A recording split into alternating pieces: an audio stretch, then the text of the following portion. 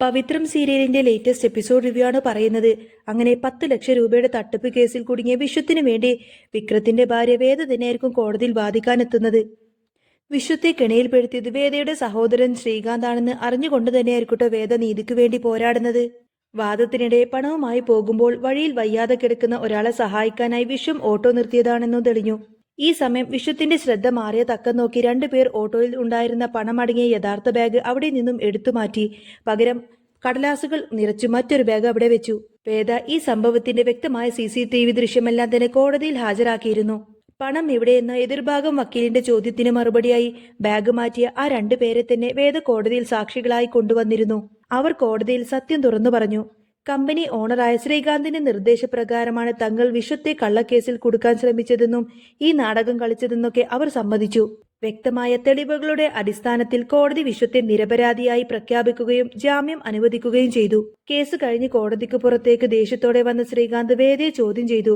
എന്നാൽ ഇനിയും തന്റെ ഭർത്താവിനെയോ കുടുംബത്തെയോ ദ്രോഹിക്കാൻ വന്നു കഴിഞ്ഞാൽ സഹോദരനാണെന്നുള്ള ബന്ധമൊന്നും താൻ നോക്കില്ലെന്ന് വേദ ശ്രീകാന്തിന് ശക്തമായി താക്കീത് നൽകി. വേദയുടെ ധൈര്യത്തിലും നീതിബോധത്തിലും അഭിമാനം തോന്നിയ വിക്രം അവളോടുള്ള സ്നേഹം തുറന്ന് പ്രകടിപ്പിക്കുന്ന ഒരു അടിപൊളി സൂപ്പർ എപ്പിസോഡ് റിവ്യൂ ആട്ടോ പറയുന്നത്. വിശ്വനെതിരെയുള്ള കേസ് വാദിക്കാൻ വേണ്ടിയിട്ട് വേദ വക്കീൽ കോട്ട് അണിഞ്ഞുകൊണ്ട് തന്നെ കോടതി മുറിയിലേക്ക് എത്തുന്നുണ്ട്. എതിർഭാഗത്ത് പ്രതിക്കൂട്ടിൽ നിൽക്കുന്നത് ശ്രീകാന്ത് ആയിരിക്കും. കോടതി മുറിയുടെ മരം കോച്ചുന്ന നിശബ്ദയിൽ ഭാവിയെക്കുറിച്ചുള്ള ഭയവും പ്രതീക്ഷയും ഒരുപോലെ തങ്ങി നിന്നിരുന്നു. പ്രതിക്കൂട്ടിൽ വിശ്വം താൻ ചെയ്യാത്ത കുറ്റത്തിന്റെ ഭാരത്തിൽ ശിരസ് കുനിച്ചു നിന്നു. അയാളുടെ വിളറിയ മുഖം ഒരു കുടുംബത്തിന്റെ മുഴുവൻ മാനവും അഭിമാനവും പണയത്തിലാണെന്ന് വിളിച്ചു പറയുന്നുണ്ടായിരുന്നു.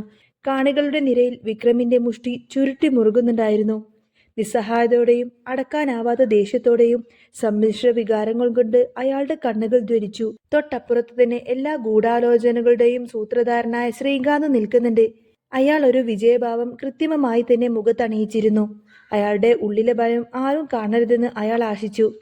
കേസ് അതിന്റെ അന്തിമഘട്ടത്തിലേക്ക് നീങ്ങിക്കൊണ്ടിരിക്കുകയാണ്. 10 ലക്ഷം രൂപയുടെ തട്ടിപ്പ്. പ്രഥമ ദൃഷ്ടിയിൽ എല്ലാ തെളിവും വിശ്വത്തിനെതിരായിരുന്നു. അപ്പോഴാണ് നീതിയുടെ കറുത്ത ഗൗൺ അണിഞ്ഞ ഒരു ആൾ രൂപം എഴുന്നേറ്റ് നിന്നത്. വേദ. അവളുടെ ചുവടുകൾക്ക് ഒരു പോരാളിയുടെ ദൃഢതയുണ്ടായിരുന്നു.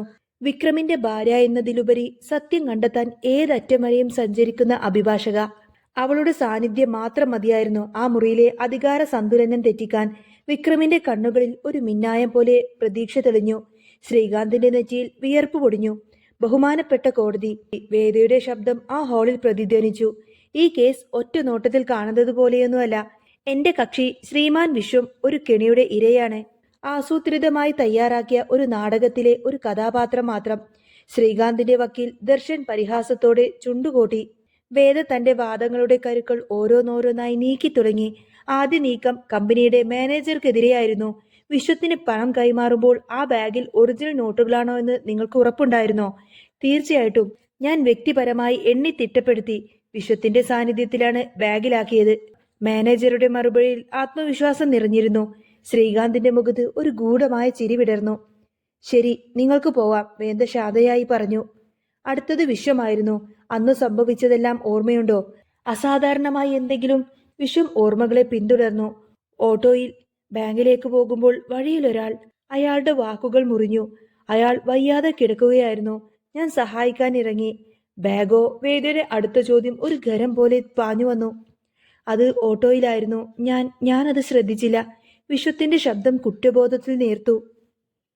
വേദ ജഡ്ജിക്ക് നേരെ തിരിഞ്ഞു. യുവർ ഓണർ, ഇവിടെ വിചാരണ ചെയ്യപ്പെടുന്നത് എന്റെ കക്ഷിയുടെ അശ്രദ്ധയല്ല, മറിച്ച് അയാളുടെ മനുഷ്യത്വമാണ്. ആ അപകടം ഒരു നാടകമായിരുന്നു. ആ നാടകത്തിന്റെ തിരക്കഥാകൃത്തിനെയാണ് നാം കണ്ടെത്തേണ്ടത്. അതിനായി ഈ കോടതിയുടെ വിലപ്പെട്ട സമയം ഞാൻ അപഹരിക്കുന്നു. അനുമതിയോടെ ആ നിർണായക തെളിവ് സ്ക്രീനിൽ തെളിഞ്ഞു. ഒരു CCTV ദൃശ്യമായിരുന്നു അത്. വിശ്വം ഓട്ടോയിൽ നിന്നിറങ്ങിയതും വഴിയിൽ വീണുകിടക്കുന്ന അയാളെ സഹായിക്കാൻ ഓടുന്നതും വ്യക്തമായി അതിലുണ്ടായിരുന്നു. അതേ നിമിഷം ഇരുളിന്റെ മറ പറ്റി മറ്റൊരാൾ ഓട്ടോയുടെ മറുപുറം ചേർന്ന് നിന്നു. കയ്യിലെ സമാനമായ ബാഗ് അകത്തേക്ക് വെച്ച് വിശ്വത്തിന്റെ ബാഗുമായി അയാൾ അപ്രത്യക്ഷനാവുകയായിരുന്നു. എല്ലാം സെക്കൻഡുകൾക്കുള്ളിൽ നടന്ന കാര്യം. ഈ ദൃശ്യമെല്ലാം കണ്ടതോടുകൂടെ കോടതി മുറി ഒരു നിമിഷം അങ്ങ് സ്തംഭിച്ചുപോയി. വിശ്വം ആ ദൃശ്യം കണ്ട് തകർന്നിരുന്നു. വിക്രമിന്റെ നരമ്പുകളിൽ സന്തോഷത്തിന്റെ പ്രവാഹമുണ്ടായി. ശ്രീകാന്തിന്റെയും മാനേജറുടെയും മുഖം കണ്ട് പ്രേതത്തെ കണ്ടതുപോലെ അവർ ഭയന്ന് വിറച്ചു. അപ്പോൾ വ്യക്തമായില്ലേ? വേദയുടെ ശബ്ദം ഉയർന്നു. ഇതൊരിക്കലും ഒരു മോഷണമല്ല, ഗൂഢാലോചനയാണ്. യഥാർത്ഥ ബാഗ് തന്ത്രപൂർവ്വം അവിടെ നിന്നും മാറ്റി പകരം കടലാസുകളാണ് വെച്ചത്. ഇത് കേട്ടു നിൽക്കുന്ന സമയത്തന്നെ ദർശൻ വിളിച്ചു പറയുന്നത് അസംബന്ധം. ദർശൻ തന്റെ അവസാനത്തെ അടവും പ്രയോഗിച്ചു. ഈ ദൃശ്യം കൊണ്ടൊന്നു മാത്രം തെളിയിക്കാനാവില്ല. എവിടെയാ പണം? ആരാണ് ഈ ദൃശ്യത്തിലുള്ളവർ? അവരെവിടെ? വെറും നിഴലുകളെ സാക്ഷിയാക്കി ഈ കേസ് ജയിക്കാമെന്ന് കരുതരുത്. അന്നേരം വേദ ഒന്ന് ചിരിച്ചു. ആ ചിരിയിൽ വിജയുടെ ഒരു നിശ്ചയദാർഢ്യമുണ്ടായിരുന്നു. നല്ല ചോദ്യം മിസ്റ്റർ ദർശൻ. നിഴലുകളല്ല, യഥാർത്ഥ കുറ്റവാളികൾ തന്നെ വരും. ബഹുമാനപ്പെട്ട കോടതിയുടെ അനുമതിയോടെ എന്റെ അടുത്ത സാക്ഷികളെ ഹാജരാക്കുന്നു. വാതിൽ തുറക്കപ്പെട്ടു. പോലീസിന്റെ അകമ്പടിയോടെ വന്ന 2 പേരെ കണ്ട് വിശ്വമൊന്ന് ഞെട്ടി. ദൃശ്യങ്ങളിൽ കണ്ട അതേ മുഖങ്ങൾ. അതോടെ ശ്രീകാന്തിന്റെ ലോകം അവസാനിക്കുകയായിരുന്നു. അയാളുടെ നെഞ്ചിൽ ഒരു ഭാരക്കല്ല് വീണുകിടന്നു. സത്യം പറയുക, വേദ ആജ്ഞാപിച്ചു. നിങ്ങൾക്ക് മാപ്പുസാക്ഷിയാവാം. അല്ലെങ്കിൽ പിന്നെ ഈ 10 ലക്ഷം രൂപയും നിങ്ങളുടെ ജീവിതവും ഒരുമിച്ച് നിങ്ങൾ ഈ കോടതിയിൽ അടിയറവ് വെക്കേണ്ടി വരും. ആരുടെ ആജ്ഞയാണ് നിങ്ങൾ നിറവേറ്റിയത് എന്ന് ചോദിക്കും. അന്നേരം എന്ത് മറുപടി പറയണമെന്നറിയാതെ അവർ പരസ്പരം നോക്കി നിന്നു. ഒടുവിൽ ഭയം സത്യത്തിന് വഴിമാറി. അത് പിന്നെ ഞങ്ങളെ കൊണ്ട് ഇതൊക്കെ ചെയ്യിപ്പിച്ചതാണ് കമ്പനി ഓണർ. ആര്? ശ്രീകാന്ത് സാറ്. ശ്രീകാന്തിന്റെ പേര് പറയുന്ന സമയത്തിന് ഒരു ഇടിമുഴക്കം പോലെ ആ പേര് കോടതിയെ പ്രകമ്പനം കൊള്ളിച്ചു. സ്വന്തം സഹോദരിയുടെ ജീവിതം തകർക്കാൻ ഇത്ര നീചമായൊരു ചതി. സുധാകരൻ മാഷ് ദേഷ്യപ്പെട്ട് എഴുന്നേറ്റ് നിന്നു.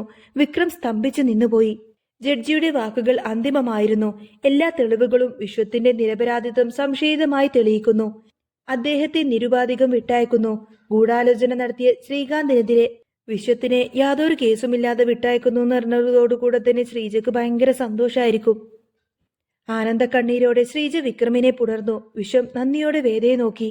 കോടതിക്ക് പുറത്തേക്ക് ആദ്യം ദർശനാണ് വന്നത്. ദർശൻ വന്നിട്ട് വേദയോട് പറയുന്നത്, ഞാൻ തോറ്റു വേദ, എന്റെ അഹങ്കാരമാണ് തോറ്റത്, അഭിനന്ദനങ്ങൾ. അപ്പോഴേക്കും ശ്രീകാന്ത് അലറിക്കൊണ്ട് അങ്ങോട്ടേക്ക് പാഞ്ഞു വന്നു. എടി, നീ എന്നെ തന്നെ അങ്ങ് തോൽപ്പിച്ചില്ലേടി? നിന്റെ സ്വന്തം ഏട്ടനെ നീ തോൽപ്പിച്ചില്ലേടി? അതും ഈ തെണ്ടികൾക്ക് വേണ്ടി. ഈ തെണ്ടികൾക്ക് വേണ്ടിയിട്ട് നീ എന്നെ ജയിലിലാക്കുമല്ലേ എന്നൊക്കെ ചോദിച്ചുകൊണ്ട് തന്നെ ശ്രീകാന്ത് അങ്ങനെ ആർത്തു നിലവിളിക്കാൻ തുടങ്ങും. ഏട്ടൻ. വേദയുടെ ശബ്ദം ഒരു വാൾമുന പോലെ മൂർച്ചയുള്ളതായി. ഏട്ടൻ ചതിച്ചത് ഒരു കുടുംബത്തെയാണ്. തെറ്റ് ചെയ്താൽ ആരാണെങ്കിലും ശിക്ഷ അനുഭവിക്കണം. ഇനിയും എന്റെ കുടുംബത്തെ നോവിച്ചാൽ ഈ വേദ ഒരിക്കലും ഇങ്ങനെ ആയിരിക്കില്ല പ്രതികരിക്കുന്നത്. എന്നെയും വിക്രമേട്ടനെയും പിരിക്കാമെന്ന മോഹം അങ്ങ് മനസ്സിൽ വെച്ചാൽ മതി. ഞങ്ങളുടെ ജീവിതത്തിൽ ഇനി ഒരിക്കലും ശ്രീയേട്ടൻ ഇടപെടാതിരിക്കുന്നതാണ് നല്ലത് എന്നൊക്കെ പറഞ്ഞ് വിക്രമിന്റെ കൈയും പിടിച്ചുകൊണ്ട് തന്നെ വേദ ഇങ്ങനെ മുന്നോട്ട് പോകുന്നത് കാണുന്ന സമയത്തിന് ശ്രീകാന്ത് ആകെ ഇങ്ങനെ മാനസികമായി തകർന്നടിഞ്ഞു പോയി അവിടെ തന്നെ ഇങ്ങനെ തലകുനിച്ച് നിൽക്കുകയാണ്. അങ്ങനെ വേദ വിക്രമിനെ ഇങ്ങനെ കുറച്ചു ദൂരം കൈവലിച്ചു കൊണ്ടുപോകുന്ന സമയത്തന്നെ വിക്രം ഒരു സ്ഥലത്തെത്തിയിട്ട് വേദയോട് ചോദിക്കുന്നുണ്ട്, നീ ശരിക്കും എന്നെ സ്നേഹിക്കുന്നുണ്ടോ വേദ? വേദയുടെ മുഖത്ത് ഒരു പുഞ്ചിരി വിടർന്നു. അല്ല, തിരിച്ചൊരു ചോദ്യം ചോദിച്ചാ എന്തു പറയും? എനിക്കും എന്റെ കുടുംബത്തിനു വേണ്ടി സ്വന്തം സഹോദരനെതിരെ പോരാടിയവളാണ് നീ. വിക്രമിന്റെ ശബ്ദം ആർദ്രമായി. നിന്നെ വെറുക്കാൻ എനിക്കാവില്ല, എനിക്കിഷ്ടാണ് മനസ്സ് നിറയെ. വിക്രമിന്റെ വാക്കുകൾ കേൾക്കുന്ന സമയത്തിന് വേദയുടെ കവിളുകൾ ചുവന്നു. വിക്രം പറയുന്നത്, ഈ വക്കീൽ കുപ്പായത്തിൽ നീ ഒരു സിംഹക്കുട്ടിയാണ്. പിന്നെ എനിക്കെപ്പോഴും നിന്നെ ഇങ്ങനെ കാണാനാണ് ഇഷ്ടം. വിക്രമിന്റെ വാക്കുകൾ കേട്ട് വേദയുടെ കണ്ണുകൾ തിളങ്ങി. അത് നീതിയുടെയും പ്രണയത്തിന്റെയും പുതിയൊരു തുടക്കമായിരുന്നു. അങ്ങനെ പവിത്രം സീരിയലിൽ ഇനി അടിപൊളിയായിട്ടുള്ള സൂപ്പറായിട്ടുള്ള ത്രില്ലിംഗ് ആയിട്ടുള്ള എപ്പിസോഡൊക്കെ തന്നെയാണ് കേട്ടോ വരാൻ പോകുന്നത്. അപ്പോൾ നിങ്ങൾക്ക് ഈ ഒരു ചാനൽ ഇഷ്ടമാവുകയാണെങ്കിൽ സബ്സ്ക്രൈബ് ചെയ്യാനും സപ്പോർട്ട് ചെയ്യാനൊന്നും മറക്കല്ലേ.